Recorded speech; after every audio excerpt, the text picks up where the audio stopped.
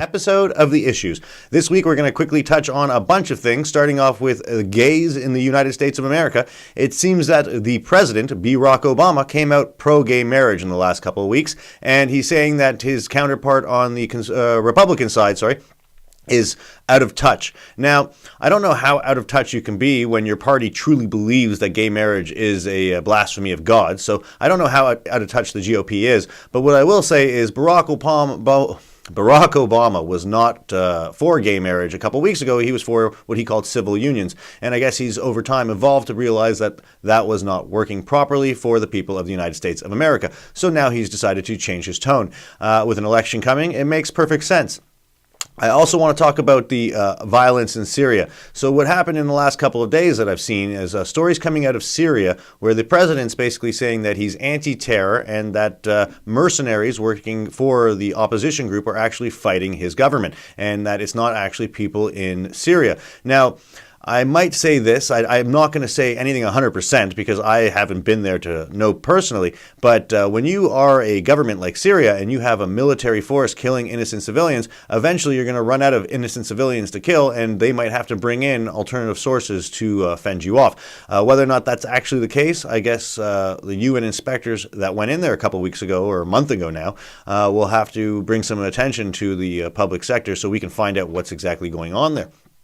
And last off in the beginning here, I want to sort of touch on anti-abortionists because Stephen Harper, the Prime Minister of Canada, is suffering a lot of harassment from a certain anti-abortion group that's been protesting at his office.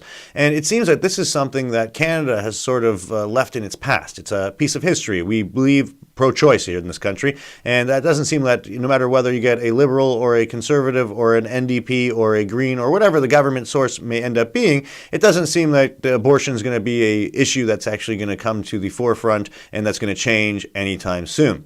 Now, quickly, I want to touch on what we're going to talk about in the rest of the show.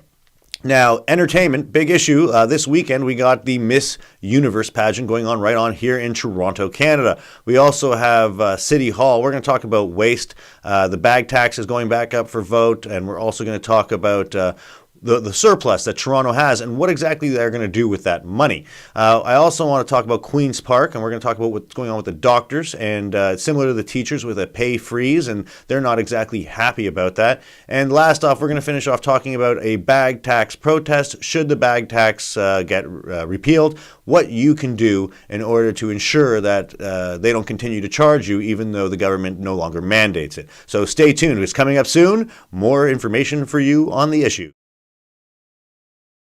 Hello and thanks for watching. We hope you are enjoying this week's show. If you or someone you know has something to talk about and would like to get it out, come on an episode of The Issues. Please call or email the number on the screen. Once more, thanks for tuning in this week, and we hope to see you next time.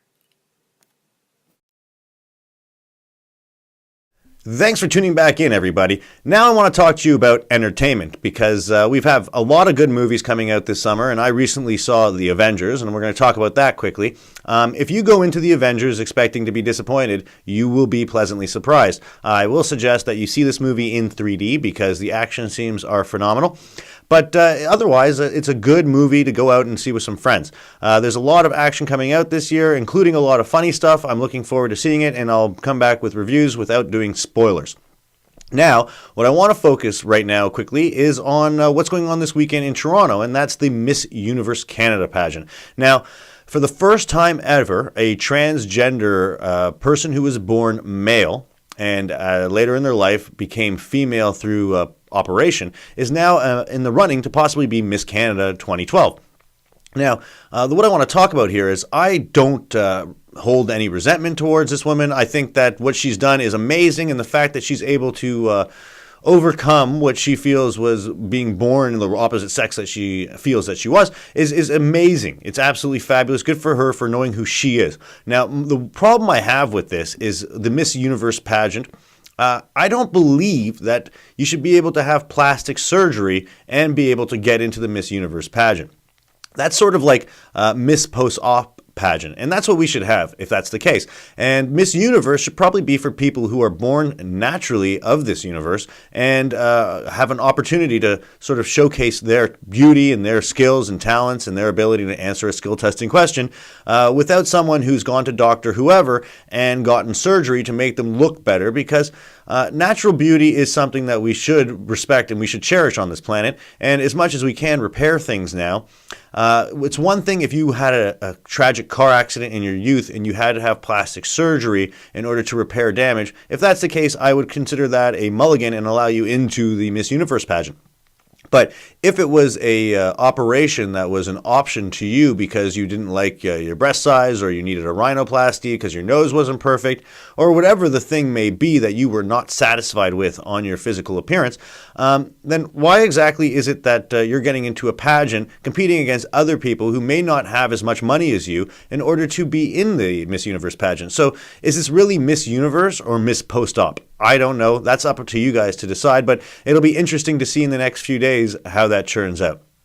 Last off, I want to do something new. We're going to do a restaurant. We're going to start doing this every week, I guess, from now on. And we're going to talk, first of all, about chicken wings, because I was there Monday. On Monday at the Right Wing at Yonge and Eglinton, you can get half-price wings, and it's good service, good food, and it's reasonably priced, especially on Monday. So go there and check it out. And coming up next, we're going to be talking about City Hall, so stay tuned.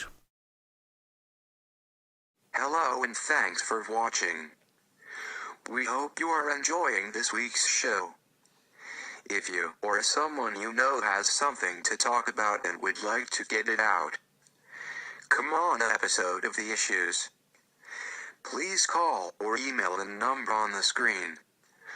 Once more, thanks for tuning in this week, and we hope to see you next time.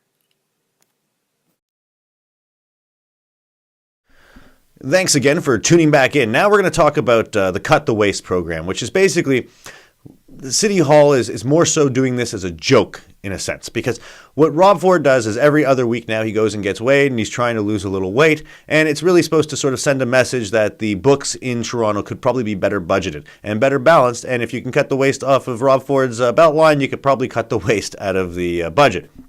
But what's important here is Toronto has a close to a $300 million surplus this year. And it seems that that surplus money, rather than going to a reserve to inevitably put towards maybe the subway line that everybody wants to build, people I'm not going to name any particular councillors. I will only name Rob Ford in the show because he's the mayor, and I'm not going to try to promote any additional councillor. But I just want to talk about, a councillor did come out and said, he wanted to see the programs that money came out of that were ultimately more or less useless. Some people did complain about them getting shut down, but the outcry has subsided and you don't really hear about it anymore.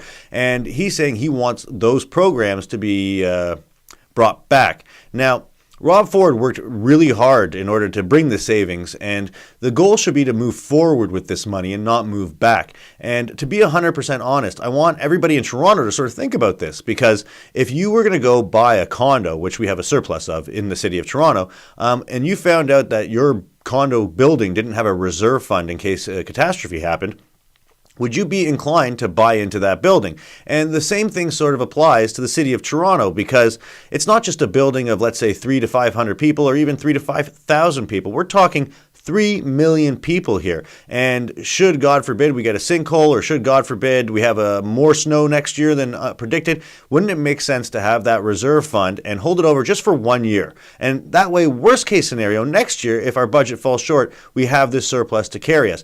If it turns out next year we have an additional surplus, let's get that into the reserve fund and start figuring out how we can build the subways that Toronto wants. Hello and thanks for watching. We hope you are enjoying this week's show. If you or someone you know has something to talk about and would like to get it out, come on an episode of The Issues. Please call or email the number on the screen. Once more, thanks for tuning in this week, and we hope to see you next time. Hey everybody, thanks for tuning again. Now we're going to talk about Queen's Park because that's the Ontario branch of government and there's a lot going on there that is somewhat interesting. First of all, I'm going to touch on Orange because this is something that doesn't seem to be going away. Now, Orange is the air ambulance hospital program where if you get injured in a remote area in the province of Ontario, they send a helicopter to pick you up and bring you back to a hospital so you can get the life treatment that you deserve. Now, what's important about this is it seems that people have been dying more often than not with Orange or waiting too long than they have to, and they've had all kinds of scandals, and it's under investigation by the RCMP right now, but the head of the program has not chosen to step down, nor has it seemed that they've made any real effort to find some sort of accountability with regards to who's in charge there in terms of government. Now let's quickly talk about the potential wage freeze that Dalton McGuinty wants to bring to the province of Ontario. And so far, the Toronto School Board and the teachers, elementary and high schools, have walked away from the table. They're not listening to a pay freeze option. So now Dr. McGuinty is sort of hinting at the doctors that we got to stop doctors' fees and so on. And what I really want to focus on here is the sunshine list, because I don't want to put down this guy. I don't know what he does, but the highest paid person in Ontario is the head of Ontario Power Generation. He makes $1.8 million a year. Now, it's said that if you're a member of the 1%, you're making $200,000 plus a year, which means this gentleman is making close to 9 times the 1% average. Now, he might have a very stressful job and be deserving of that money. I personally don't know. But I do believe that the people of Ontario have a right to find out exactly what this man is doing in a day in order to require that kind of salary. Because when you have 500,000 plus people who are unemployed in the province of Ontario, and you're taking 1% salaries and giving it to one person, rather than distributing that over 5 people that could do the same job, or even 9 people that could do the same job, now you understand why we have an unemployment problem here in this province. Now, finishing off with the province of Ontario, they are responsible for the Ontario School Board. Generally, they hand it down to the municipal level, which puts it out to the trustees, and it's sort of a revolving unaccountability program. Now, what's important here is in Brampton, some students had a protest. It's called Our Choice or Our Future. And what they did is they made a YouTube video that basically said that they can't get the foods they want in school, which means that they're now going to go outside of the school to get that food, because you can't keep a high school student trapped in a cafeteria there. And if you're only going to sell them rice cakes and they want a Snickers bar, they're going to go to the store and get a Snickers bar. Now, the high school students, I'm not so concerned about. The problem with that is the cafeterias are seeing a significant amount of financial loss and revenue. And now they're thinking about shutting down their cafeterias altogether. So what we've done is we've pushed the kids out of the schoolyard at lunch, and who knows if they're going to come back in the afternoon. And these are your kids. I don't have kids. This is not my problem. But if I should one day want to have kids, I'd like to have this problem resolved. Now, focusing a little bit more on the elementary part of this, and the younger kids, is if you're pushing these children outside of the school to get their food, now that's an opportunity for a predator to get their hands on your child. So this is something you have to think about as well. So it might make perfectly good sense to call your MPP and say, listen, we understand that obesity is becoming a problem. Maybe we should teach children about responsibility in terms of what they're eating, rather than saying that you have no choice. Because in the future, in these kids' lives, they're going to have tons of choices, and they're going to have to make the right one. And it's not going to be up for me. It's not going to be up for the premier. It's not going to be up for the prime minister or the mayor to make that decision for you. This is a free country, and let's try to keep it that way. Hello and thanks for watching. We hope you are enjoying this week's show. If you or someone you know has something to talk about and would like to get it out, come on an episode of The Issues. Please call or email the number on the screen. Once more, thanks for tuning in this week, and we hope to see you next time. Hey everybody, thanks for tuning back in. Now we're going to quickly talk about the G20. I'm not going to focus too much time on this. Quickly, let's talk about the RCMP. They came out with a report recently, their watchdog program, that says that they did not agree with the kettling tactic, and they actually opposed it or put up a fight when that actually happened. Now, who or what exactly happened, no one really knows. The information is vague at best. But the OPP and the Toronto police seem to be the ones in charge of the outdoor program at the G20. And people are right now calling out for the chief of police resignation. Whether or not that's imperative at this point in time is irrelevant. The most important thing here now is that we need, as a community of the people of Toronto, need to see that the officers who did do questionable acts at the G20 were held to account. I don't actually believe that William Blair went out and was causing problems at the G20. In fact, I probably imagine his time was spent more shaking hands than anything else.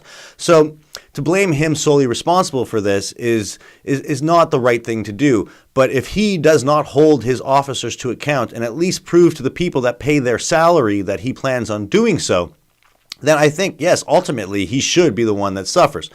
Now, I do believe it is important that the Toronto Police come out with some sort of transparent document that says these are the officers that committed these actions and these were the steps we took in order to ensure that these officers understand these actions were unacceptable and that other officers find out that they got penalized so that they themselves know that this is unacceptable. Now, that's not the case. It doesn't seem that information will be forthcoming out of the Toronto Police anytime soon. So now let's step on the fact that a gentleman that was charged with terror just got all charges against him acquitted. And basically, he had explosives at his house and he was testing the G20 security. And what happened was he's a security expert, from my understanding. He likes making hobby rockets, and everything that he had was legitimate and there was no cause for concern. But the police still arrested him, detained him. He had to spend 2 years dealing with this in court, and it's ultimately going to probably lead to a lawsuit that Ontario and Toronto taxpayers are going to have to flip. So think about that when you think about how ridiculous this is, because it's not just that one individual that suffers.